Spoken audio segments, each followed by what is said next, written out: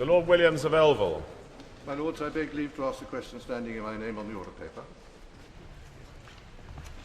My Lords, may I just preface the answer by declaring that I have an unremunerated interest as a visiting Fellow of the London School of Economics. My Lords, I welcome the initiative that has been taken by the students of the LSE and Sciences Politiques in setting up this link. The government supports imaginative initiatives such as this, which promote European awareness. The initiative supports the Bologna process, which focuses on closer cooperation across borders and greater mobility of students and academic staff, with the object of creating a European higher education area by 2010. We work particularly closely with the French Ministry through a Memorandum of Understanding on Educational Cooperation. Lords, I'm grateful to my noble friend for that reply. Could he be perhaps a little bit more forthcoming on how the government might help?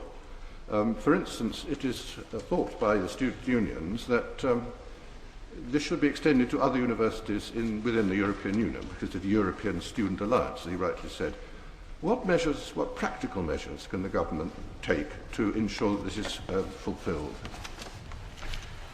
My Lords, I think the noble Lord will know, and I hope that the House knows, that there's been systematic encouragement to the National Union of Students in Europe, which operates as an umbrella organisation now for 50 national unions of students from, I believe, 37 countries. And these members of the organisation represent over 10 million students across Europe at its widest definition. We've encouraged this both in the European Union, at the Council of Europe and at UNESCO, and we've encouraged almost all of the bilateral arrangements which have begun to emerge, for example, between the University of Kent and the University of Lille, and many of the other initiatives. So we will continue to do that. A staff member of the LSE who's been involved in improving links with Sciences Po, is the Minister aware that this very welcome initiative goes against a worrying trend, which is the number of British students going to study in continental universities is not improving, with the gap between those coming to study in Britain from the continent and those going from Britain to the continent continues to widen. Can the Minister tell us how initiatives like this might be better encouraged by the government to encourage more British students to go and study in other European universities?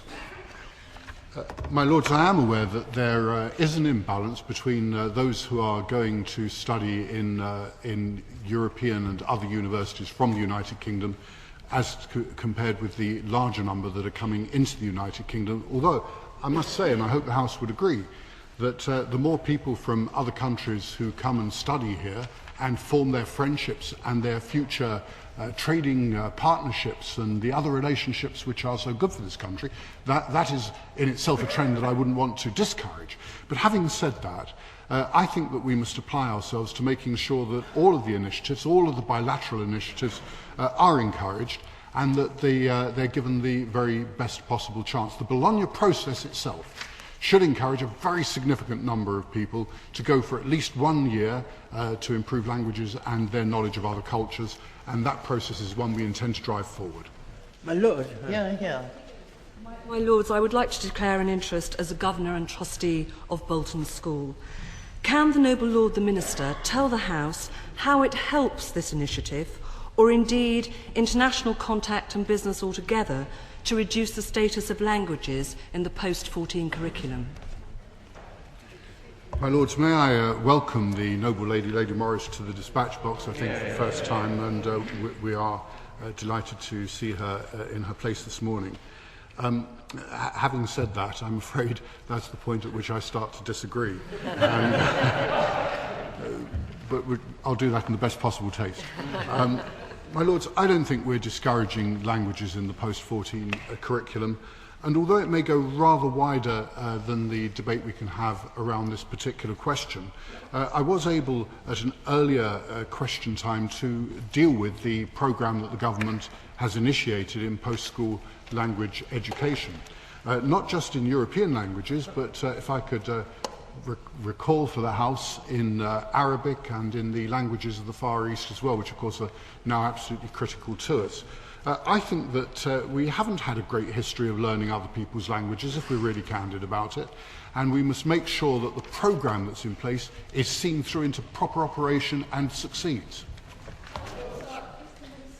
Aware that most foreign students understand the acronym for the London School of Economics to be Let's See Europe.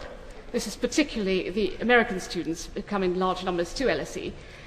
In that spirit, and in the spirit of the Entente Cordiale, would the Minister not see it entirely fitting that the Students' Union, where I spent hanging around, which I spent 4 happy years as an alumna of LSE, is doing exactly the thing we need it to do in establishing these links with Sciences Po, and will he give this House an assurance that he will give it his full backing?